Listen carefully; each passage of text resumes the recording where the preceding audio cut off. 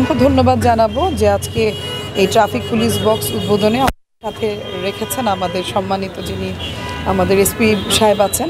কারণ আসলে আমি যখন নির্বাচন করতে গিয়েছি, নির্বাচন প্রচারণার সময় আমার কাছে কুমিল্লার মানুষের একটাই দাবি ছিল যে জঞ্জালের যে কুমিল্লায় ভয়াবহ ট্রাফিক সমস্যা সেটাকে সমাধান করে দিতে। ট্রাফিক জ্যামটা আসলেই এখন আমাদের মনে হয় কুমিল্লার সবচেয়ে বড় সমস্যা।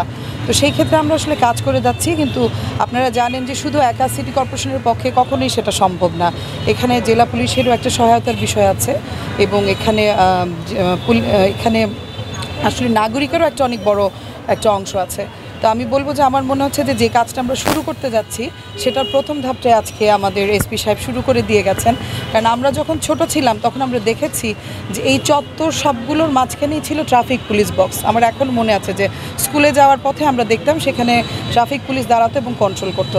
অথচ আমরা এখন দেখছি যে এই অপরিকল্পিত নগরীটার মধ্যে একদম মিনিংলেস কিছু স্ট্রাকচার প্রত্যেকটা চত্বরে আছে।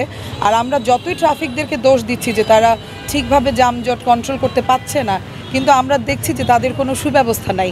তারা হয়তো একটা ফলের দোকানের পাশ থেকে এসে বের হয়ে ট্রাফিক কন্ট্রোল করতে হচ্ছে, তারা হয়তো অন্য একটা রাস্তার পাশে থেকে গরমে ঘেমে বৃষ্টিতে ভিজে ট্রাফিক কন্ট্রোল করছে। তো আমি অসংখ্য ধন্যবাদ দিব যে আপনি আপনার কমিউনিটির একজন অভিভাবক হিসেবে আপনি সেটা ফিল করেছেন, এবং আমার মনে হয় যে এটাই হচ্ছে আমাদের কুমিল্লার যানজট নিরসনের অধ্যায়ের প্রথম পদক্ষেপ। কুমিল্লা হচ্ছে অতি পুরাতন একটা নগরী, অত্যন্ত ব্যস্ততম একটা নগরী এবং জনবহুল একটা নগরী।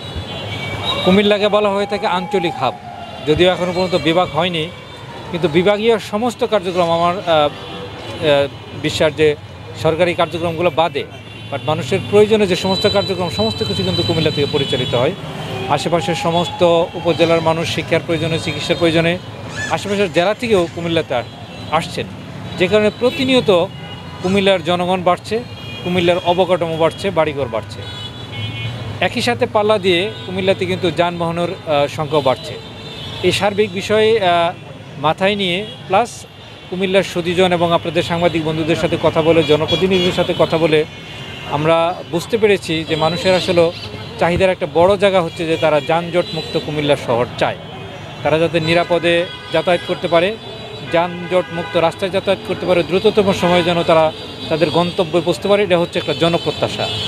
এই জনপ্রত্যাশার বিষয়টিকে আসলে মাথায় নিয়ে আমরা সিটি কর্পোরেশনের সাথে কথা বলে সিটি কর্পোরেশনের সহায়তা নিয়ে কুমিল্লা প্রথমে আমরা যে কাজটা করেছি যে কুমিল্লার যে এন্টায়ার ট্রাফিক ডিভিশনকে ঢেলে সাজিয়ে আমরা 7টি ট্রাফিক জোনে ভাগ করেছি এবং সেখানে প্রয়োজনীয় সংখ্যক ট্রাফিক ইন্সপেক্টর, সার্জেন্ট এবং অন্যান্য জনবল মোতায়েন করেছি।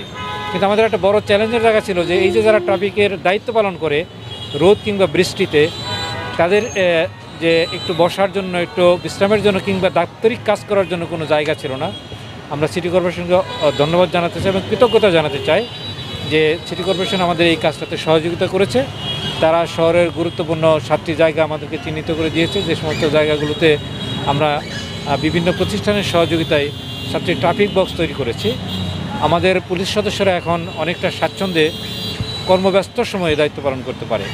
আমি আজকে বিশেষভাবে কৃতজ্ঞতা জানাতে চাই এবং ধন্যবাদ জানাতে চাই যে কুমিল্লা সিটি কর্পোরেশনের মাননীয় মেয়র, যিনি অত্যন্ত ব্যস্ততম সময়ের মধ্যেও একটু সময় বের করে আমাদের এই ট্রাফিক বক্সগুলো উদ্বোধন করে দিলেন।